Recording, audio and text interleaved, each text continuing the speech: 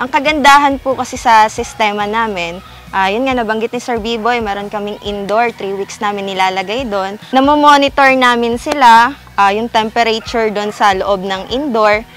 Kasi pag sisiw, minsan nilalamig sila or giniginaw sila or naiinitan sila. Meron kami doong parang salakot. May mga bumbilya yon, 4 na peraso, 25 watts, para kung sakaling nilalamig sila, papasok sila doon.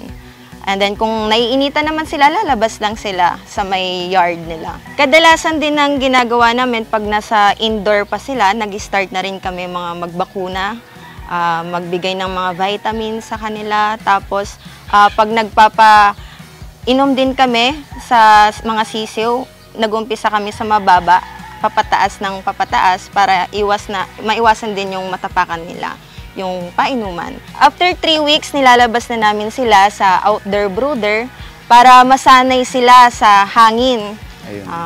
Minsan nilalagyan din namin sila ng tela, tabing, para hindi rin sila mabigla sa hangin. Para pag nilagay namin sila sa alpasan, sanay na yung katawan nila. Pagdating ng 6 na linggo, pupurgahin na namin sa tubig at paalpas na namin after 6 weeks. Ganun kaaga kaya naming paalpas. Habang maaga inaalpas, siyempre mas mabuti dahil mas malusog. Tapos unti-unti rin naming sinasanay, meron kaming gagawing hagdanan na kahoy. Doon muna sila, tinutulungan muna sila ng mga 3-4 na araw hanggang 5 araw. Pagdating bago dumilim, tapos niyang hahayaan na sila, nandun na sila, nasa punong kahoy na. Kung saan naming punong kahoy gusto silang matulog, doon namin lalagay yung hagdanan.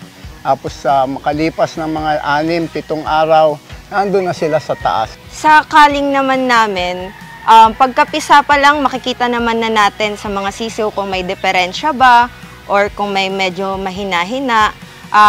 Ina-out na namin yon. Sa indoor din naman, mamomonitor naman yan ng naka-assign doon na tao. Kung may hina-hina ng mga sisiw, ina-out na rin namin sila. So doon po nag-i-start sisiw pa lang, pagkapisa pa lang, nag-start na rin kami ng kaling.